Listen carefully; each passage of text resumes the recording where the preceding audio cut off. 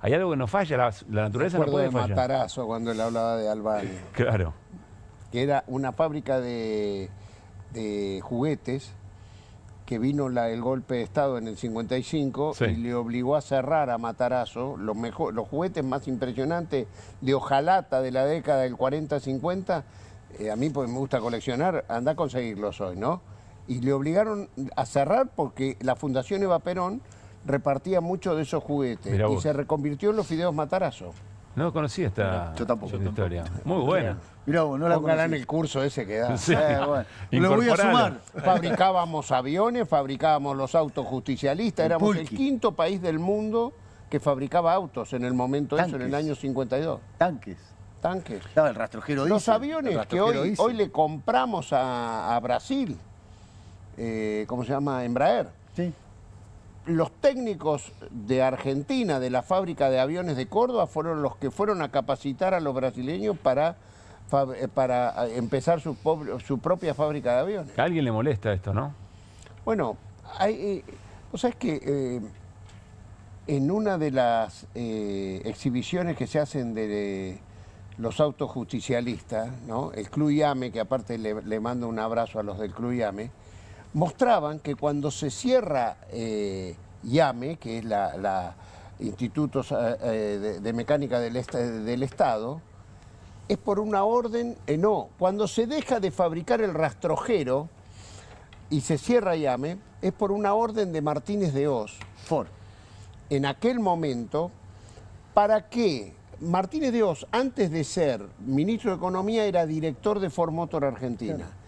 Y se cierra los rastrojeros porque el chacarero, el productor pequeño, que eran muchos más, usaba el rastrojero para trabajar en el campo y con eso lo obligaron a comprar la F100, que era la camioneta que venía en precio, quizás mucho más alta, pero a la que podían acceder ese pequeño trabajador rural. Te agrego algo más. ¿Sabes cómo empieza el rastrojero en la Argentina? ¿Por qué se hace el rastrojero? Compran unas cajas de cambio para los tanques livianos y esas cajas de cambio que traen de Alemania no sirven. Entonces tenemos como 500, 600 cajas de cambio. ¿Qué hacemos? En otro lugar la guardan en un depósito a tierra. No, pensemos que... Y los industriales de aquel momento dijeron, no, pará. Los ingenieros de aquel momento dijeron, pará, podemos hacer una camioneta. Y con esas cajas de cambio hicieron los primeros 600 rastrojeros diésel. Y algo así pasó también con los autos justicialistas. Habían donado unos motores Porsche. Exactamente. Que no eran para autos. No eran para autos. Eran, yo no me acuerdo si era para heladeras, para qué cosas. Y el ingeniero, el capitán San Martín, que era el capitán que estaba al frente de la fábrica de aviones, dijo, ¿y qué le parece si acá podemos fabricar autos? Y bueno, y así se empezó a fabricar el auto. ¿Sabes lo que pasó con los autos justicialistas? ¿Qué pasó? Vino el golpe de Estado del 55 y muy parecido a lo que está pasando hoy. El delito era producir autos. Entonces, los autos que no habían sido patentados hasta ahora, que los habían entregado a las concesionarias, pero el concesionario todavía no le había entregado, no pudieron llamarse más justicialistas y los tuvieron que reconvertir. O sea, no se fabricaban más, pero había como 100 autos que todavía le tuvieron que llamar Graciela. ¿Vos sabés que hay autos justicialistas que se llaman Graciela? Porque les prohibían... Porque la palabra justicialista estaba prohibida. Por decreto. No, bueno, hoy pasan cosas parecidas. Cuando cierran el Centro Cultural Kirchner, porque le cambian el nombre, los que les molesta, yo digo, ¿por qué no hacen otro igual? A ver, cuando yo estudiaba historia en las torres de Keops, Kefren y Miserino, era el que las hacía, llevaba su nombre, era un honor al que había hecho esa obra extraordinaria. ¿Por qué? El Centro Cultural, si fue una de las grandes obras que Macri quiso cerrarlo y después chapeaba, hizo las grandes cumbres en el Centro Cultural Kirchner. ¿Por qué le tuvieron que cambiar el nombre? ¿Por qué esa versión? ¿Y por qué no hacen otro igual? En lugar y le ponemos Centro Cultural Mireia. ¿Vos sentís que la batalla cultural la está ganando el gobierno? No sé si el gobierno, ese sector representado por el gobierno. Mira, las batallas culturales en la Argentina son transitorias. Esto la tenemos que aprender nosotros los peronistas, no sé, estoy rindiendo examen acá al maestro Hamilton. Estoy completamente de acuerdo. Sobre todo la tenemos que aprender nosotros, porque las batallas culturales, hoy él contaba lo de los fideos de Albania, y yo no sé si a la gente le molesta tanto como sé que dentro de 2 años les va a molestar. Entiendo. Porque hay un momento en el cual se dan... O sea, pero ya nos pasó esto. La batalla cultural es una noticia en desarrollo, siempre está dada. Es algo que está sucediendo todo el tiempo. Pero esperá, por momentos perdés un poco Mariano, de terreno, pero lo que terreno. cambió me parece es que en muy poco tiempo fueron para atrás algunos valores que se suponía que estaban muy estables. Pablo, en el 2001, yo me acuerdo perfectamente, había un grito de guerra que era Piquete y Cacerola, la guerra es una sola. La lucha es una sola. La lucha es una sola. Piquete y Cacerola. Sí. En el 2001. En el 2004 ya estaban puteando a los piqueteros porque cortaban la ruta, los mismos que gritaban Piquete y Cacerola. Pero convengamos que no había una tradición en ese sentido. Fue un momento. Ahora, hay otros valores que... Bueno, uno de los grandes valores que le reconocen a Néstor Kirchner en el 2004, él asume en el 2003, ¿no? Sí, fue reconvertir. La gente estaba en la calle porque no tenía trabajo y peleaba por dignidad de vida. Había que... es más, Duhalde había empezado con estos planes trabajar, se llamaban, creo, en ese momento, que era una forma de reconvertir a la gente desocupada. Los planes jefes y jefas. Los planes jefes y jefas de hogar. Y la cultura, hablando de culturalmente, hoy eso lo ve mal, pero el origen fue la caída de la Argentina. A ver, vamos, o sea, si vos pensás en toda la sociedad, el gran problema que había en el 2003, 2004, era la gente que estaba en las calles pidiendo que le devolvieran sus ahorros y pidiendo comer.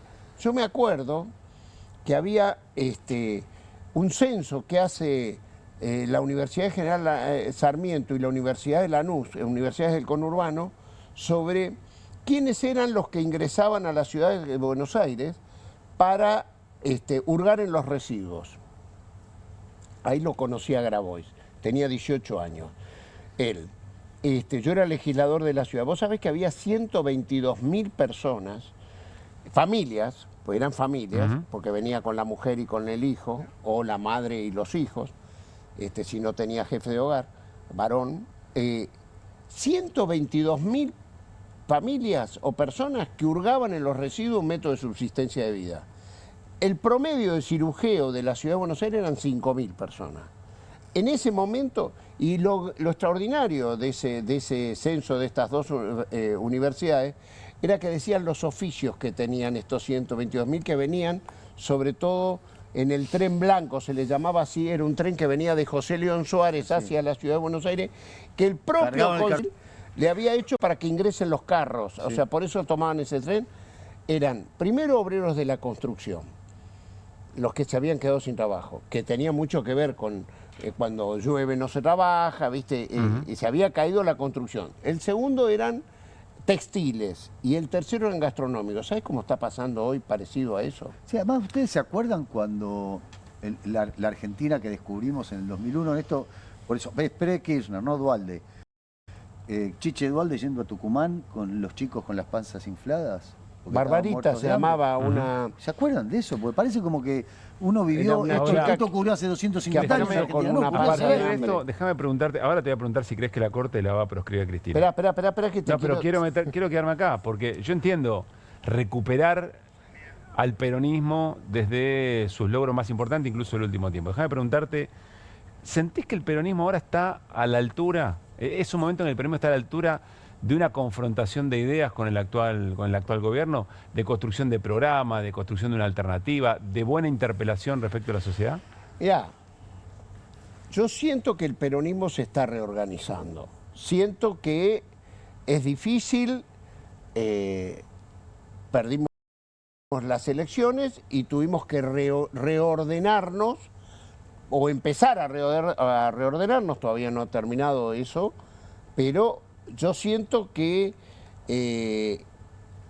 está a la altura de las circunstancias. Yo pertenezco a un bloque, que es el bloque de diputados nacionales, que los 98 miembros, yo siento que se la bancan, están a la altura de las circunstancias. Te lo tomo, pero fíjate que yo te dije en la producción de una alternativa, en una mejor interpelación. Pero es que el peronismo es pensamiento en acción. Nosotros tenemos en los dos planos que ir resolviendo la acción.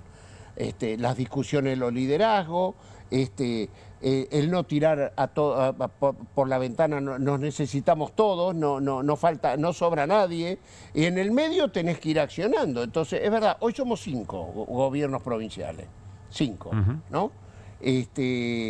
Y creo que, bueno, hubo marchas y contramarchas, pero hoy Cristina Fernández de Kirchner está al frente del Consejo Nacional del Partido Justicialista.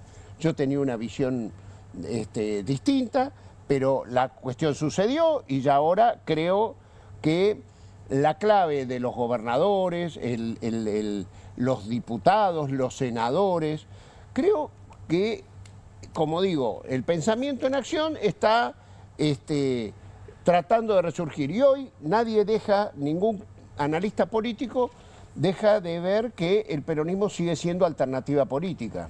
Sigue siendo, o sea, somos la principal fuerza de oposición. No te voy a preguntar por Estamos por ganar la ciudad de Buenos Aires, estamos hurgando cómo terminamos en la provincia de Buenos Aires para hacer alternativa. No te voy a preguntar, Eduardo, por táctica electoral, porque me parece que está claro que esa no es la discusión de fondo. ¿Cuál es la discusión de fondo hoy? No es táctica electoral. Bueno, la estrategia electoral. Lucha por el poder. ¿Cuál es la discusión de fondo hoy en el peronismo? ¿Qué es lo que está discutiendo el peronismo para que cuando se salde esa discusión termine surgiendo aquello de que no pelean, se reproducen? No, pero yo creo... Justo le tocó el de Irina, mira, pobre No, Eduardo. no. Viste, en el 83 el peronismo pierde las elecciones, Luder, frente a...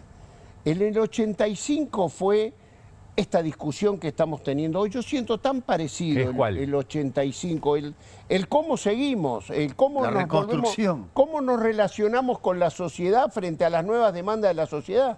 Porque la demanda del 83 no fue igual a la del 85. ¿Eso es lo que se está discutiendo ahora? Claro. Yo creo que sí. ¿No los liderazgos? No. También se discuten los liderazgos. Pero fundamentalmente es como, yo siento que Kicillof expresa, él dice, ¿cómo se llaman? Nuevas canciones. Nuevas melodías. Nuevas melodías, pero a su vez escucho a Cristina los otros días en la Universidad de Buenos Aires ese discurso de educación, y es el discurso, para mí, uno de los discursos más profundos que ha dicho cualquier líder político sobre el tema de educación y lo que hay que hacer en este tiempo. A mí me parece, yo no lo miro...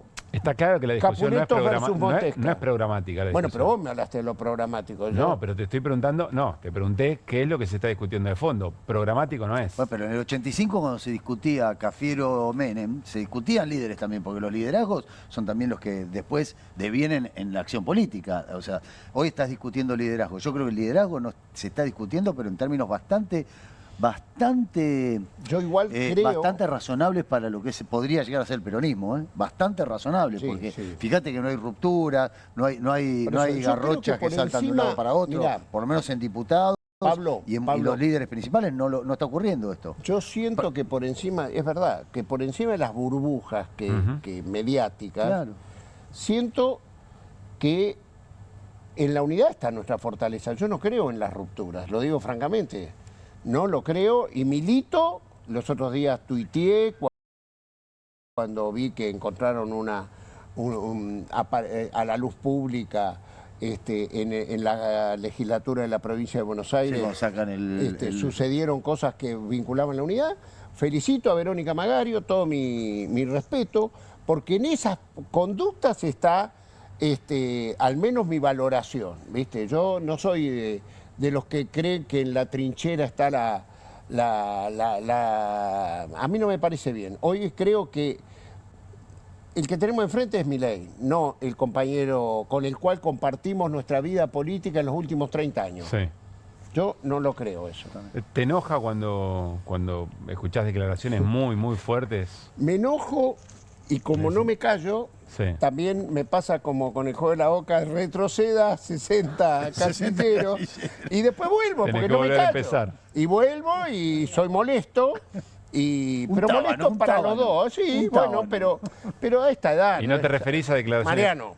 No te referís a declaraciones públicas, te referís a... Declaraciones públicas y no públicas, pero bueno, es lo que al menos a esta altura del partido a nosotros no nos van a callar, ¿viste? Somos molestos, yo lo siento, pero bueno. ¿Vos decís por tu trayectoria, por tu recorrido? No, pero molestos a veces porque uno dice cosas que no hay que decirlas para algunos, Hay que callarse para no generar malestares. ¿Y vos sentís que, entre otras cosas, tu rol en este momento tiene Yo que me ver voy con a decir callar, esas no cosas? me voy a callar. Yo milito la unidad, es una militancia, no es un silencio. Y en el momento que todos querían, yo no compartía, y lo digo públicamente, en mi bloque, fuera del bloque, en la sociedad, en los actos que me invitan. Y participo activamente y creo que eso es lo que... Ahora va a haber un congreso que nos han convocado. En Ferro. En Ferro. Lo convoca Infran, que es el titular del Congreso del Partido Justicialista. ¿Qué se discute? Y para los que no abrevamos en el peronismo, ¿qué es lo que se discute? ¿Por qué es importante un congreso de esas características? ¿Qué se discute? Bueno, es que estamos todos los que representamos los distintos matices, somos como 900 congresales de todo el país, es lo que...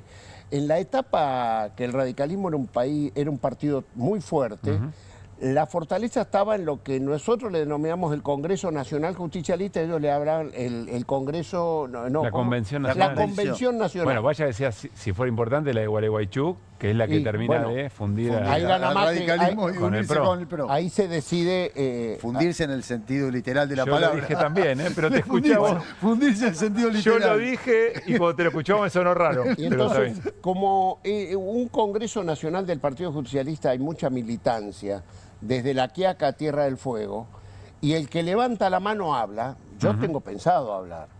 El que levanta la mano, el presidente del Congreso le da la palabra.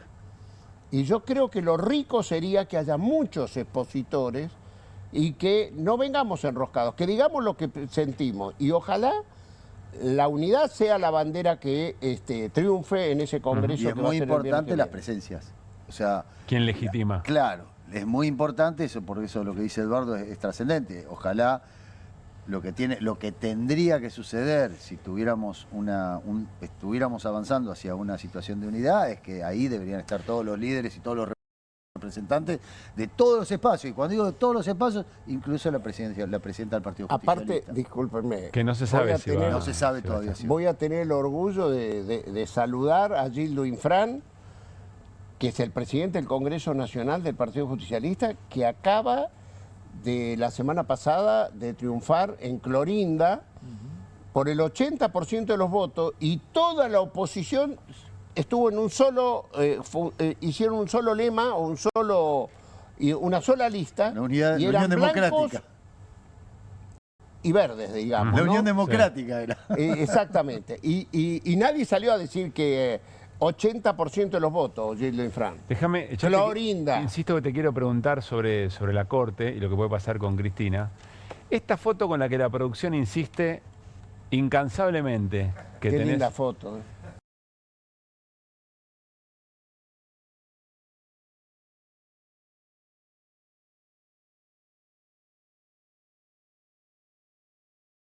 Es una ingenuidad a esta altura y en realidad lo que hay que hacer es comprender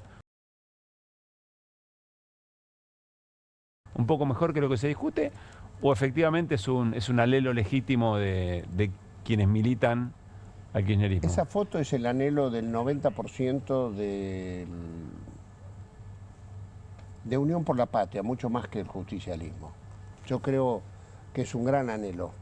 Y a mí me gusta que sea así y que se discutan las cosas y que se resuelvan en una mesa, y si en la mesa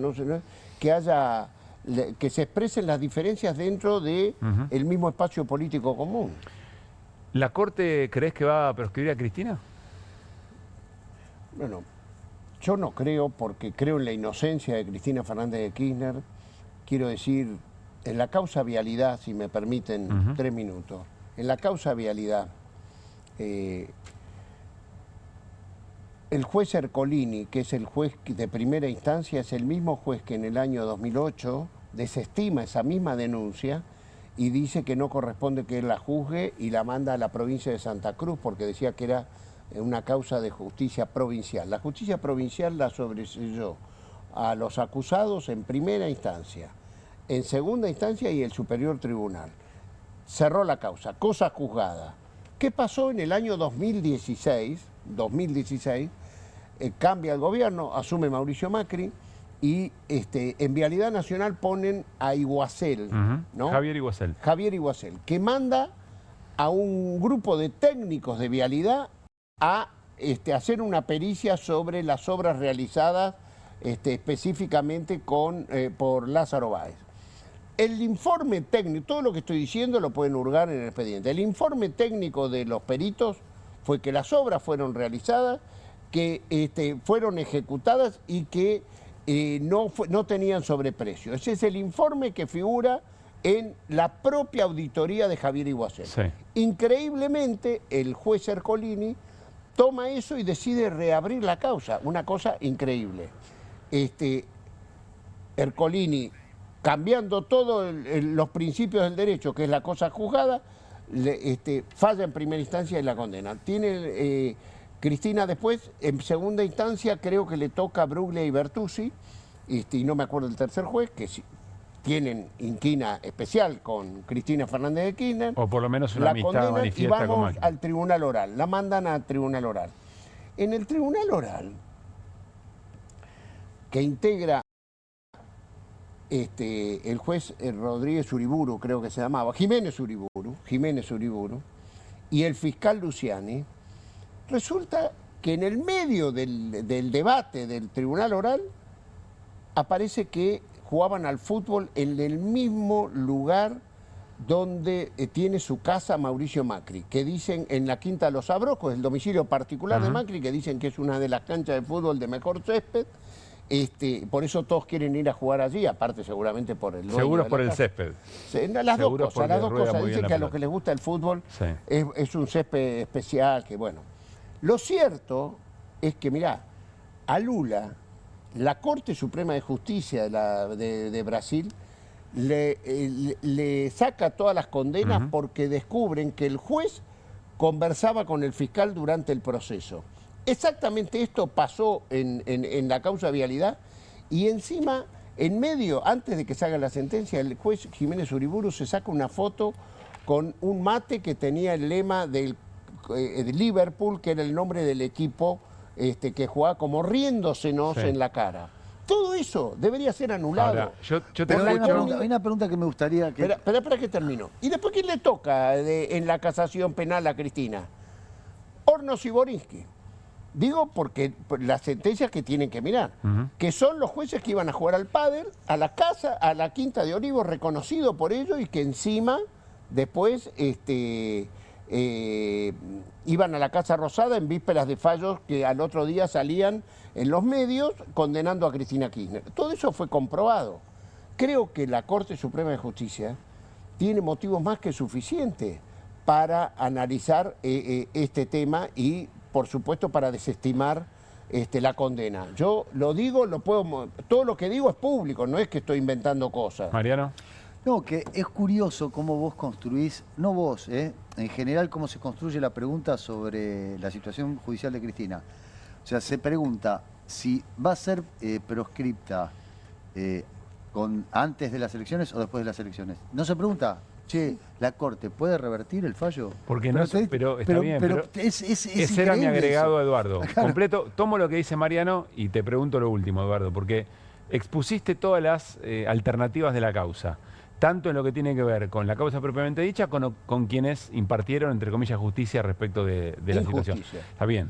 Pero aún con todo esto, mi pregunta es otra. Mi pregunta es, si la Corte, aún sabiendo todo esto, si vos crees que la Corte, en términos políticos hasta te lo pregunto, si crees que la Corte va a tomar una decisión antes de las elecciones, que es lo que vos viste el otro día. Ratificando la condena. El diario La Nación publica, nosotros lo mostramos acá. ¿Qué pasa? Que la Corte se está tomando su tiempo, que se acaba el tiempo para decidir sobre Cristina, y al otro día hace un movimiento la Corte y le traslada al fiscal el caso, al procurador. Mirá. Entonces la pregunta es política, Eduardo, la pregunta no es jurídica. Bueno.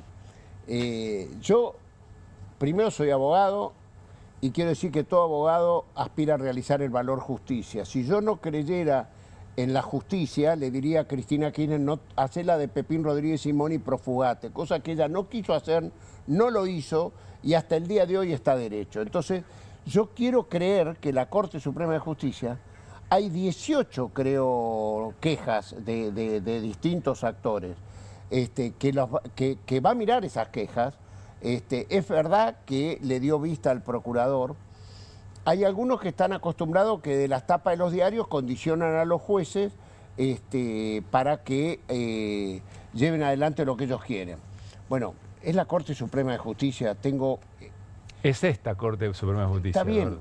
pero yo tengo la obligación de todavía creer que hay una instancia de revisión de lo que yo acabo de contar, que me parece la injusticia. Entonces, déjame por lo menos tener esa esperanza, porque lo que siento, hoy vi el título de alguno de los diarios, ya no me acuerdo de cuál, que decía, hasta el 27 de agosto la Corte tiene que faltar antes del 27 de agosto que se cierren las listas, que es el 27 era 17 de agosto, porque ese día Cristina no puede ser candidata. Pero bueno, eso es lo que no hay que hacer. Está dado que la Corte va a fallar ratificando la condena. Eso es lo que a mí me vuelve loco. O sea, vos decís, ¿por qué estamos pensando? Antes o después es lo mismo. Claro, porque acaba de decir Eduardo, a Lula le dieron vuelta a la sentencia porque Moro hablaba con el fiscal.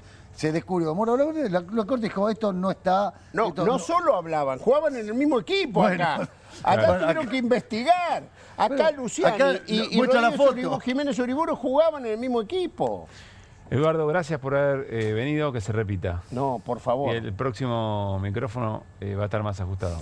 Bueno, pero no sé cómo anduvo, ¿se escuchó? Sí, muy bien. Gracias, Eduardo. Nombraste 2 veces Ercolini, ¿eh? Ojo. No, mirá que acá si querías nombrar a Cunio Libarona se puede, ¿eh? Sí. Te aviso, ¿no? Porque por ahí... No, ahora entiendo. Y podés venir también. Nos vamos a la tanda. Quiero prometerles 2 cosas para lo que resta.